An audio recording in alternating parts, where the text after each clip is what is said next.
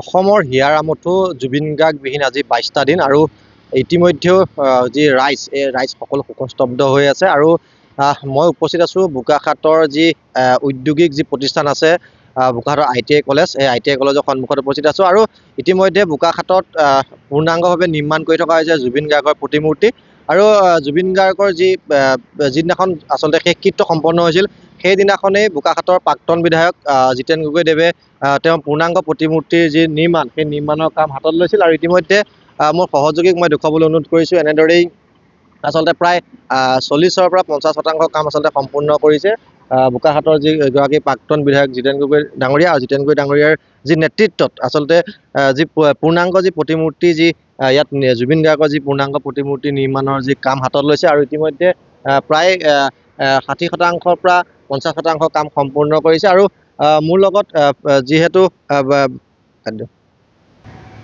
মোৰ লগত আচলতে উপস্থিত আছে বোকাখাতৰ যিগৰাকী প্ৰাক্তন বিধায়ক জিতেন গগৈ ডাঙৰীয়া আৰু তেওঁৰ নেতৃত্বতেই আচলতে ইতিমধ্যে যি জুবিন গাৰ্গৰ যি পূৰ্ণাংগ প্ৰতিমূৰ্তিৰ কাম বোকাখাতত কৰি থকা হৈছে আৰু মই তেওঁৰ লগত কথা পাতিম। প্ৰথমে আপোনাক স্বাগতম জনাইছোঁ। কেনেধৰণে কাম সম্পূৰ্ণ কি কৰি আছে? আমি যিমান পাৰোঁ খুব তীব্ৰ গতিতে কৰি আছোঁ, কিন্তু বতৰৰ অসুবিধাৰ কাৰণে আৰু মাজত পূজা হোৱাৰ কাৰণে আমাৰ কিছু কাম লেহেমীয়া হৈছে। অইনটো নহয়, কাৰিকৰসকলেই হওক বা বতৰৰ কাৰণেই হওক, কাম কৰা মানুহৰ কাৰণে অলপ অসুবিধা হৈছে। তথাপি আমি যিমান পাৰিছোঁ কৰি আছোঁ। প্ৰায় 60% অধিক কাম হৈছে। আজি আমি মূৰ্তিভাগৰ জাপিটোৰ কংক্ৰিটিং কৰিম। আজি ৰাতিলৈকে হ'লেও কৰি এইটো এদায় কৰিম। কংক্ৰিটিংটো কৰাৰ পিছতহে আমি তাক ফাইনেল ৰূপ দিবলৈ আগবাঢ়িব পাৰিম। গতিকে সেইকাৰণে কেতিয়ালৈ সম্পূৰ্ণ হোৱাৰ আপুনি সম্পূৰ্ণটো আমি 23 তাৰিখৰ আগতে কৰিবলৈ চেষ্টা কৰি আছোঁ। কিন্তু এতিয়া আকৌ আপোনালোকে জানে, সকলোৱে জানে, কাতি বিহু আহি আছে, কালী পূজা আহি আছে, দেৱালী আহি আছে। কাম কৰা মানুহবিলাকৰ আচলতে আমাৰ এটা ডাঙৰ এইটো থাকিব অৱশ্যে। উৎসৱ বুলি ক'লেতো অসমীয়াই যিকোনো উৎসৱতে আগভাগ লয় আৰু তাৰ কাৰণে সকলোৱে তেওঁলোককো জোৰ কৰিব নোৱাৰোঁ। তথাপিও বহুত জোৰ কৰি তেওঁলোকৰ হতুৱাই কামখিনি কৰাই আছোঁ নিজে থাকি। গতিকে এই মাজত এতিয়া 3-4 দিনৰ অলপমান আকৌ অসুবিধাত পৰিম আমি। কাৰণ যিহেতু মূৰ্তিভাগ নিৰ্মাণ হোৱাৰ পিছত পৰিয়ালৰ লোকে সেইটো তেওঁলোকেই কৰিব। কাৰণ পৰিয়ালৰ ইয়াত যিখিনি বৈদিক নিয়ম হ'ব সেইখিনি পৰিয়ালৰ লোকেই কৰিব। ভূপেন হাজৰিকাৰো তেনেকুৱাকৈ তেখেতৰ পৰিয়ালৰ লোকে কৰিছিলে বা তৰুণ গগৈ ডাঙৰীয়াৰো তেখেতৰ পৰিয়ালেই কৰিছিলে। যিখিনি নিয়ম, প্ৰথম সেৱা সৎকাৰ, যিখিনি নিয়ম আছে আৰু আমাৰ সামাজিক ৰীতি নীতি, বাকীখিনিতো আৰু সামাজিক স্বাৰ্থহে। সকলো জাতি ধৰ্ম দল সকলোৱে আহি ইয়াতে এই অনুষ্ঠানত নিজা নিজাভাৱে কৰিব। বাকীখিনি আমি এটা কাৰ্যসূচী ৰাখিছোঁ। ধৰি লওক বন্তি প্ৰজ্বলন, বৈদিক নিয়মেৰে শ্ৰাদ্ধ আৰম্ভ, তাৰপিছত আছে বৃক্ষৰোপণ। কাৰণ 52টা বৰ্ষ হ'ব তেওঁ, সেইকাৰণে আমি 52টা নাহৰৰ পুলি ইতিমধ্যে গোটাই ৰাখিছোঁ। গাঁতবিলাকো খান্দিছোঁ, কিন্তু বৰষুণে গাঁতবিলাকতো পানী কৰি দিছে। সেইকাৰণে চবফালে অসুবিধা হৈছে। কাৰণ আমি তেনেকৈ বৃক্ষৰোপণৰ যেনেকৈ কৰে তেনেকৈ কৰিব বিচৰা নাই। অকণমান যাতে পুলিকেইটা উঠিবই লাগিব তেনেকুৱা ধৰণে কৰিছোঁ। গতিকে চাওঁচোন কিমান দূৰ আগবাঢ়ি সম্পূৰ্ণ কৰিবগৈ পাৰোঁ। যদিহে কিবা খুটি নাটি থাকি যায় পৰৱৰ্তী সময়ত আমি কৰিম। তেওঁলোকৰ পৰিয়ালবৰ্গও সেইটো এটা পৰামৰ্শ দিছে। যিহেতু 18 নৱেম্বৰত যিহেতু জন্মদিন আৰু দহা পাতিটো গোটেই অসমতে পাতিছে আৰু শ্ৰদ্ধাঞ্জলি পাতিছে, দহা পাতিছে। গতিকে দহা প্ৰতি আৰু কি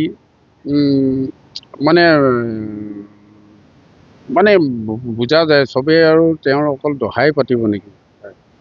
গতিকে আমিও আলোচনা কৰিছোঁ। সেইকাৰণে হয়তো 18 নৱেম্বৰ জন্মদিনৰ দিনাখনলৈ আমাৰ কাম সম্পূৰ্ণ হ'বগৈ। সেইদিনাখনহে মূৰ্তিভাগ যদি আমি 21-22 তাৰিখে সম্পূৰ্ণ কৰিব নোৱাৰোঁ তেতিয়াহ'লে মূৰ্তি অনুষ্ঠানটো পিছলৈ থাকিব। বাকীখিনি অনুষ্ঠান হৈ যাব।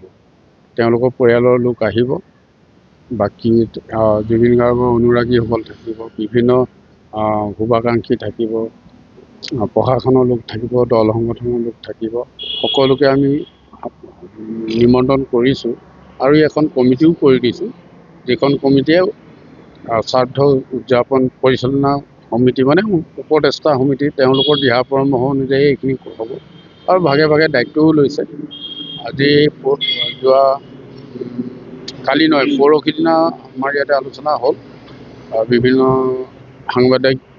সংবাদ মাধ্যমৰ লোকসকলো আছিলে। বাকী বোকাখাটৰ মানে তেখেতৰ অনুৰাগীৰ লগতে নেতৃস্থানীয় লোকসকল আছিলে। সকলোৱে এটা বৃহৎভাৱে আলোচনা হ'ল অনুষ্ঠানটো কেনেকৈ কৰিব আৰু সকলোৱে নিজে নিজে দায়িত্ব লৈছে। মই ভাবিছোঁ আপোনালোকেও বিশেষকৈ সংবাদ মাধ্যমৰ লোকসকলৰ ভূমিকা বহুত বেছি, সকলোৱে থাকিব, অনুষ্ঠানটো যাতে ভালদৰে যায় আৰু বোকাখাটৰ মাজমজিয়াত ৰাষ্ট্ৰীয় ঘাইপথৰ কাষত ITPCৰ সন্মুখত দুয়োগৰাকী মনীষী ভূপেন হাজৰিকা আৰু জুবিন গাৰ্গ দুইজনৰে প্ৰতিমূৰ্তি পূৰ্ণাংগ মূৰ্তি হ'ব। ইয়াক আমি ইমান সুন্দৰকৈ সজাব পাৰোঁ, কাৰণ ৰাষ্ট্ৰীয় ঘাইপথেৰে বিভিন্নজন উজনি নামনি কৰে, সকলোৰে দৃষ্টি আকৰ্ষণ হ'ব। গতিকে মূৰ্তি দুভাগৰ আগত দুভাগ থকা অঞ্চলটো আমি যাতে সুন্দৰভাৱে এটা পাৰ্কৰ নিচিনাকৈ গঢ়ি তুলিব পাৰোঁ, তেনেকুৱা আমাৰ পৰিকল্পনা আছে।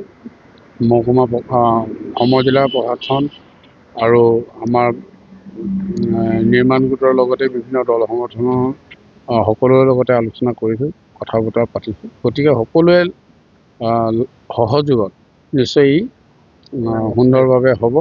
আৰু যিহেতু আৰু এটাৰ লগতে এইটোও কৈছোঁ, মই আগতেই কৈছোঁ, ভূপেন হাজৰিকাদেৱৰ শতবৰ্ষৰ কাৰ্যসূচী আৰম্ভ হৈ আছে। গোটেই সমগ্ৰ অসম তথা ভাৰতবৰ্ষতে ইয়াৰ বিভিন্ন জেগাত অনুষ্ঠান অনুষ্ঠিত কৰিবলৈ লৈছে। আমিও ঠিক যোৱা 8 ছেপ্টেম্বৰত আমি আৰম্ভ কৰিছিলোঁ, কিন্তু সেই সময়ত আৰম্ভণিহে হ'ল, কিন্তু বাকীখিনি কাম এতিয়াও হোৱা নাই। এটা বৰ্ষ আছে, এই বৰ্ষটো নিশ্চয় সুন্দৰভাৱে কৰি তুলিব পাৰিম।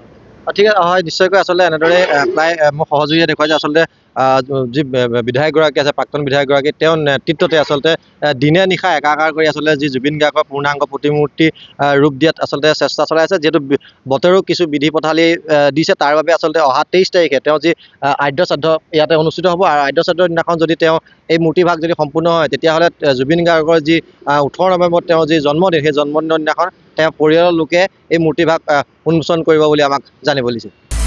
আপুনি বিচৰা বাতৰি পাব কেৱল নিউজ 18 এপত।